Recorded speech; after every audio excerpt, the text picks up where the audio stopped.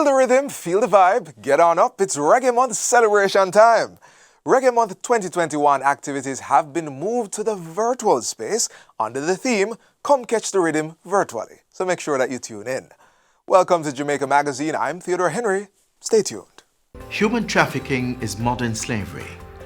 It has many forms and faces. Men, women, and children of all ages, race and class can become prey. They are exploited through the use of force, fraud, or coercion. They are controlled by another person, treated as property, and stripped of their rights. Human trafficking is modern slavery. Let's put an end to it. Public sector employees earning over $3.5 million annually are required to file statutory declarations. Find out more next on Get the Facts.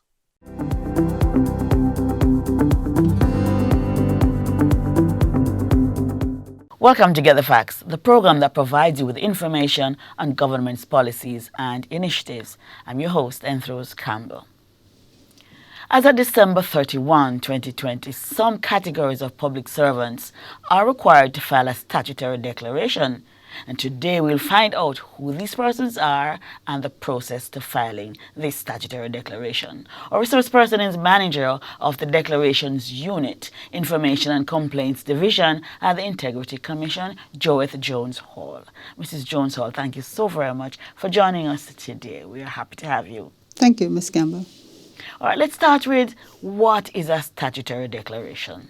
So, a statutory declaration is a statement of assets, liabilities, and income that is required to be filed by all public officials that are specified in pursuant to the Integrity Commission Act 2017. Right, it's everything you own, everything you owe, and how much you're earning. That's correct. Okay, so who is required to file this statutory declaration? So, statutory declarations are required to be filed by all parliamentarians, all members of the security forces, so all persons in the Jamaica Defence Force, all persons in the Jamaica Constabulary Force, persons earning total emoluments of in excess of and equal to 3.5 million, and persons listed in the Jamaica Gazette by the Integrity Commission each year are also required to file. Outside of all of those groupings, the Integrity Commission also has the latitude to require any person who is enlisted or appointed to a position in the public service to file a statutory declaration. Right. So how often is this to be done? Well, most declarants are required to file a statutory declaration each year, but each declarant is required to file an initial statutory declaration when they join the public service.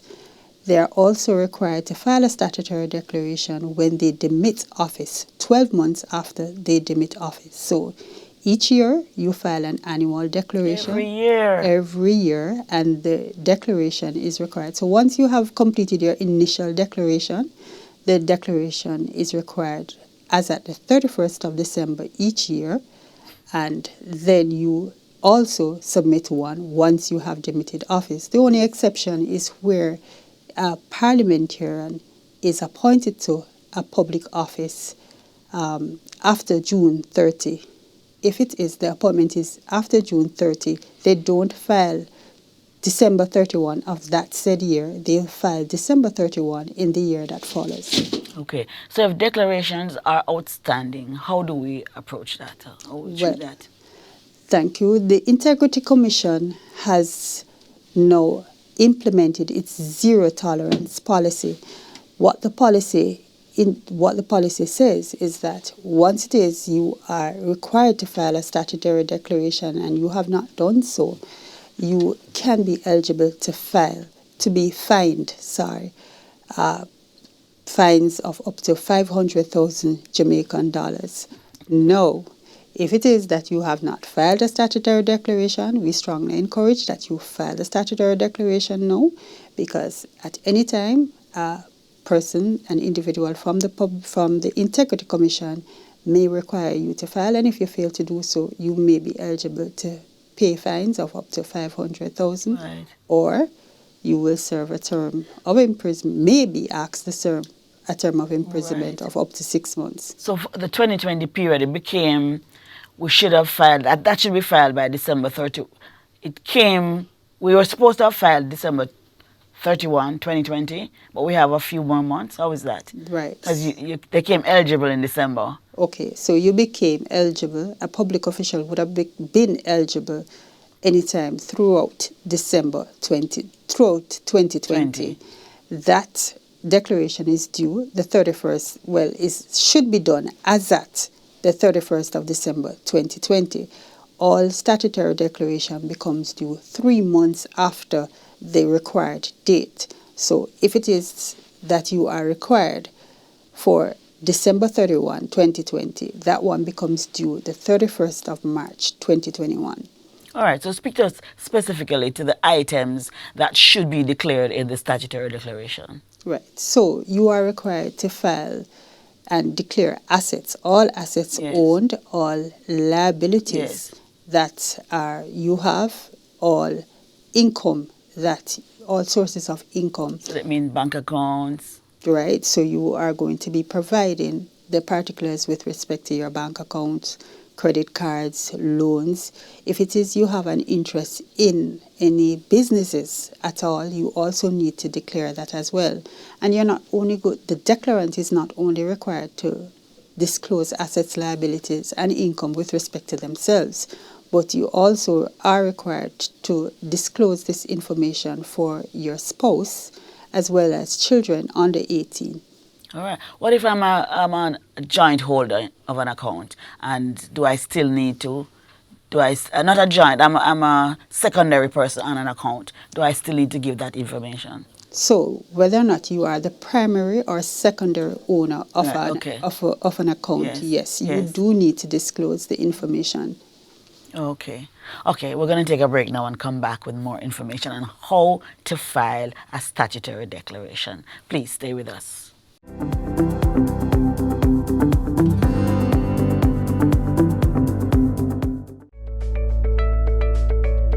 How we are going all of that? You're moving? No. I'm a passport, I come for renewing, you know. But you want me to show me no in that place full of crown and the long line I take you all day. Make sure you walk with some food and... No, man, things improve, man. Them have a lot of drop box where you can use inside. They finish in no time. Yeah, man, them are done. Yeah. Want some food, man? Try this. A drop box. Transformation is happening across the public sector. Many services are now available online. We are building a better public service for all. Brought to you by the Transformation Implementation Unit.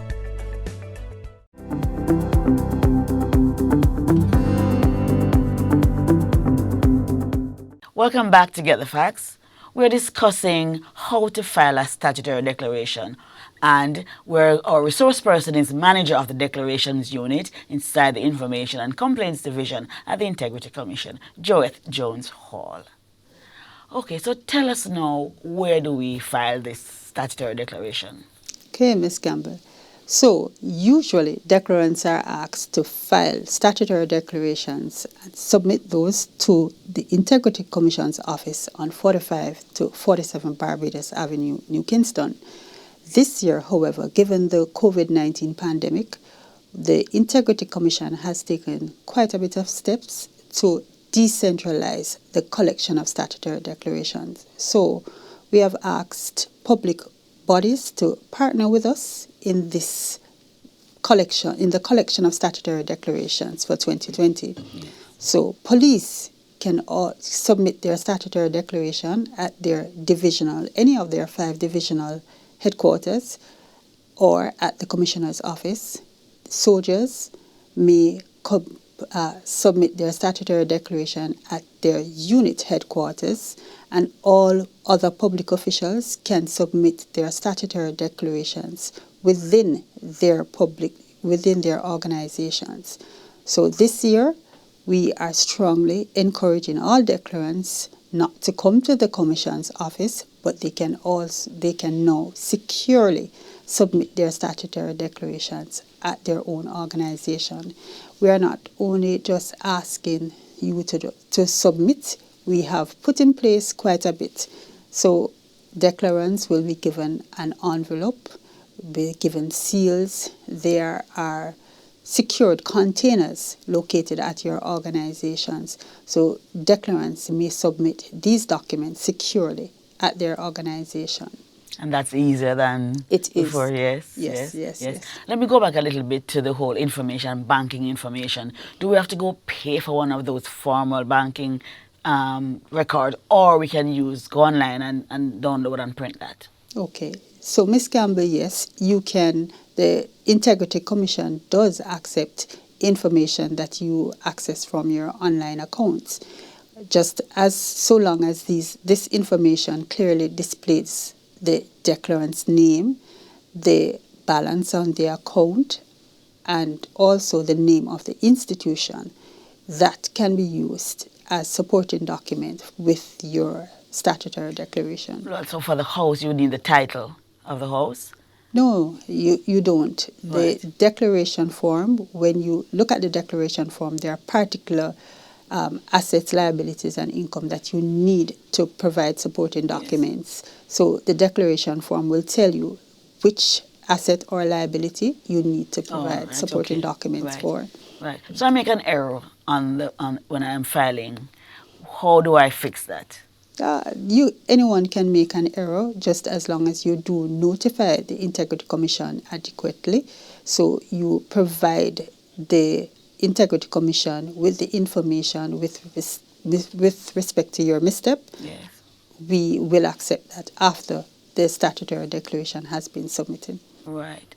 So what happens after I give you all of my information? Where does it go? Where does it end up?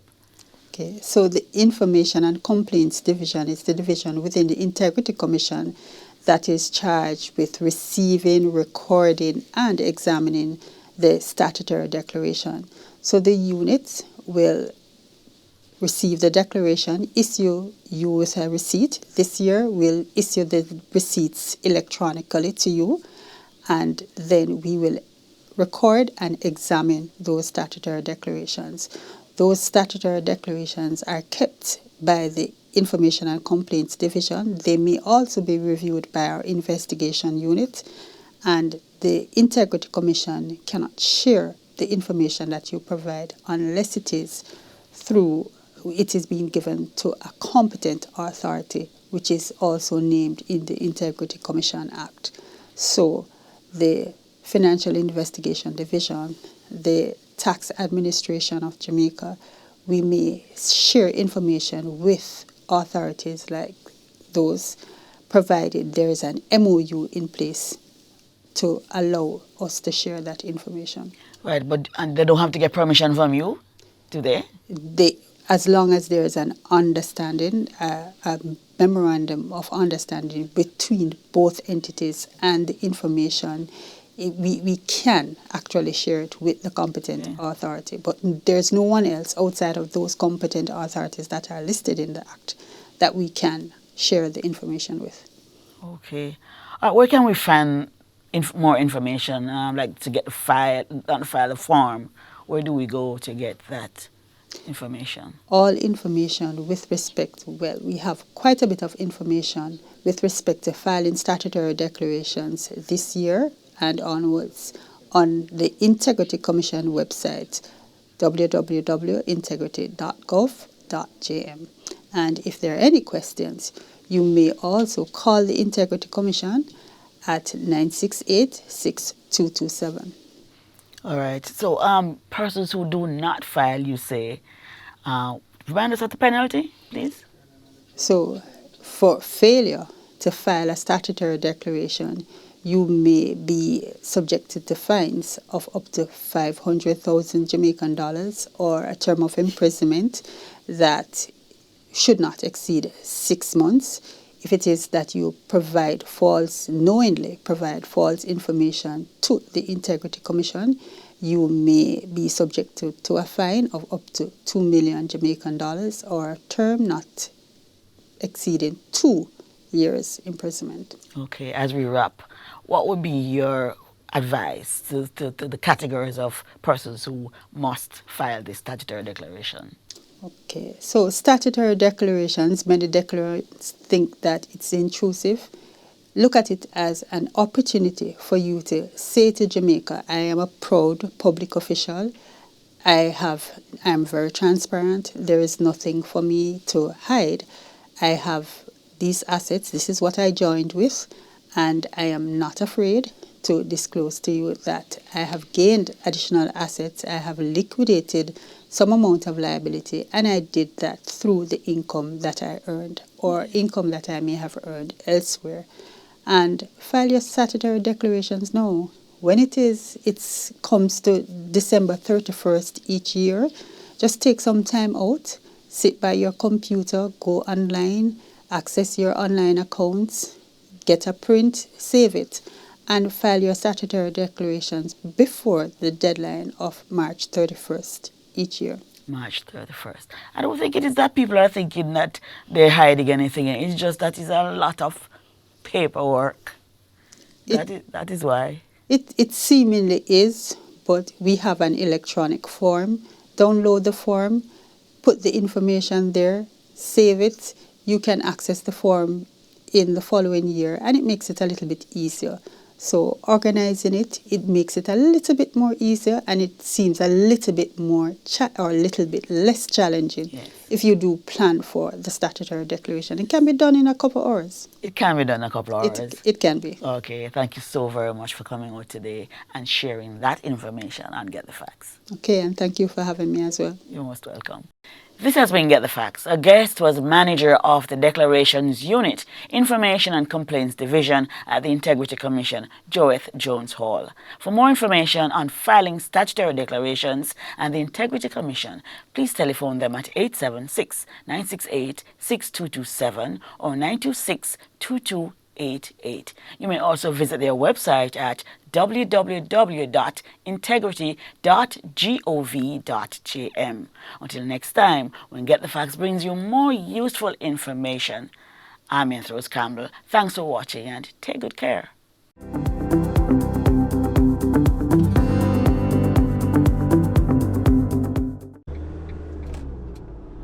On our roads, remember, take time, be courteous, drive good, walk good. Don't drink alcohol and drive. Don't drive tired or sleepy. Don't tailgate and don't overtake unless it is safe to do so. And always drive at a speed which will allow you time to stop quickly and safely. Let's keep it safe on our roads. The story of reggae is one you've heard numerous times, as different people have told it in so many different ways, but it never gets old. Today, in honor of Reggae Month, we bring you the story of Mikey Bennett. The music industry has been quite well documented, and to my recollection, it started more of an effort to play music that other people couldn't play than as an industry. So from where it started, for me, it started with sound system owners who wanted to remain exclusive, decided that the best way to do that was to, produce their own stuff. And people saw how important it was. Artists were, coming up. I think it was the birth of an industry.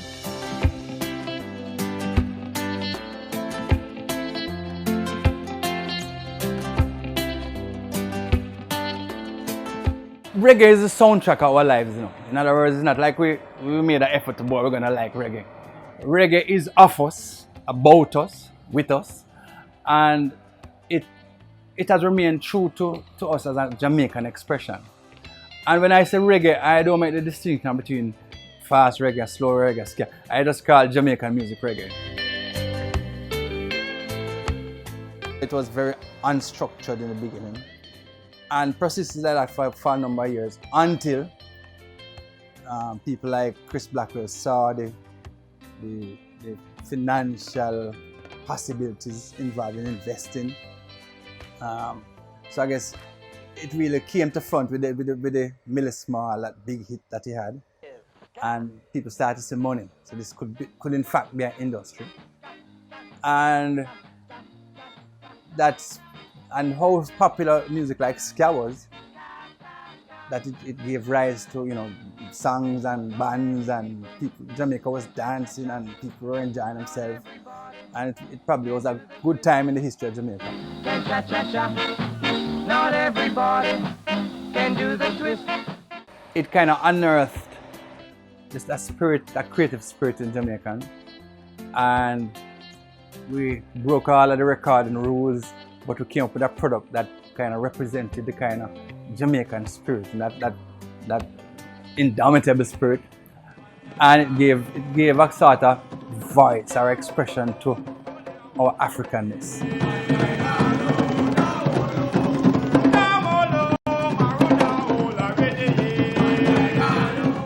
Like everybody growing up in my age, we had two sets of things. I grew up in the golden age of both Jamaican music and the Motown era and the Philadelphia era. And radio played a lot of American music. We were naturally drawn to the best of American music. But you realize that when you got to a party and they started to play the local section of music, because it was talking about things that you were familiar with. You went, you know, and then you were able to see these individuals at stage shows and parties. So it became even more personal. Standing at the party, watch me now. Ice cream, watch out. Me a chat microphone from me liquor store. Music is just being constantly made. I don't think we have taken time out to actually figure out how we're gonna monetize the creation of all this music. But it is there.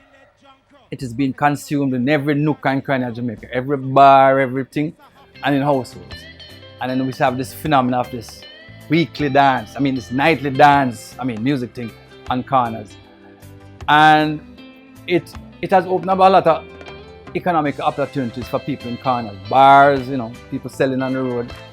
And so it is almost self-sustaining by the nature of how it is done. So it is always going to be part of our lifestyle. From the 70s, 80s, 90s, Jamaica celebrated a number of great icons. We talk about the Ernest Smiths, the Pluto Shervintons, the Dennis Browns, the Gregory Isaacs, the Alton Ellis, and then we get into the megastar region, the Jimmy Cliffs and the Peter Tosh, and then the Bob Marleys. I can't refuse it. Oh, what you be got to be. Well, I feel like dancing. Growing up, Dennis Brown was everybody's favorite singer. So when I got an opportunity to work with him, it was like the crowning, day in my life, in my musical history. My head is anointed and my cup runneth over. Surely goodness and mercy shall follow all the days of my life. I was led into professional music through some people that are already in music. And the first time I got into a recording studio and became a part of that creative process, I was hooked for life, I realized early I didn't have the singing talent like a lot of my friends and compadres, but I realized that my contribution could be through songwriting and later into production and later on into just mentoring young people. Because we have a studio at Grafton and we have a really close association with the Jamaica School of Music, I get a front seat, front row look at a lot of the young talent coming out. And then we have a rehearsal room where we are now, and we have a studio, so I get to see and hear a lot of the young talent and older talent. And here at Grafton we provide a sort of meeting place. I'm really always excited about introducing, new artists to old artists.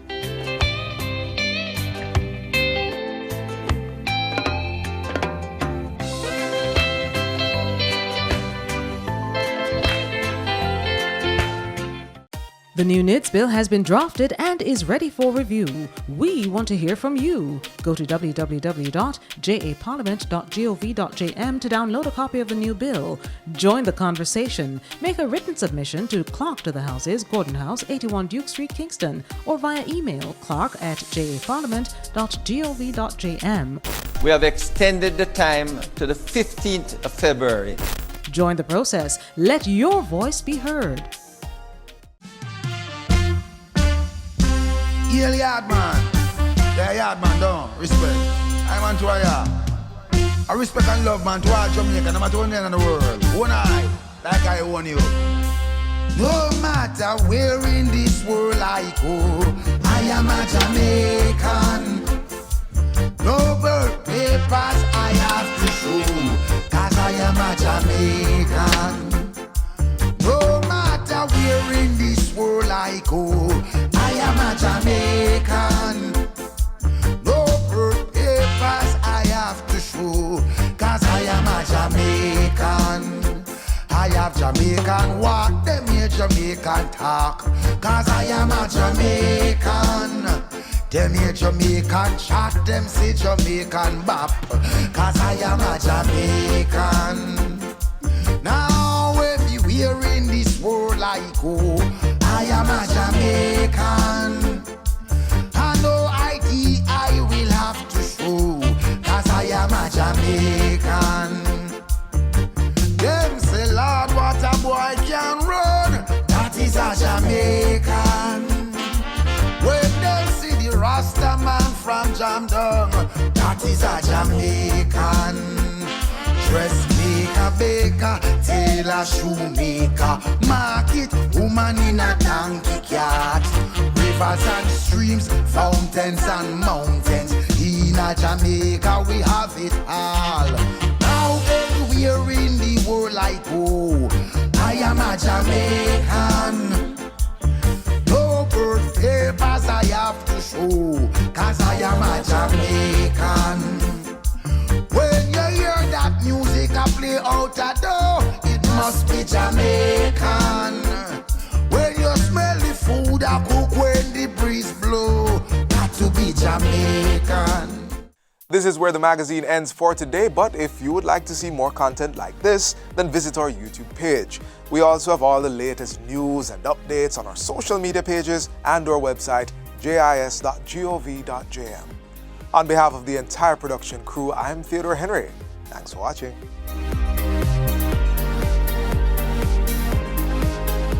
This has been a production of the Jamaica Information Service, the voice of Jamaica.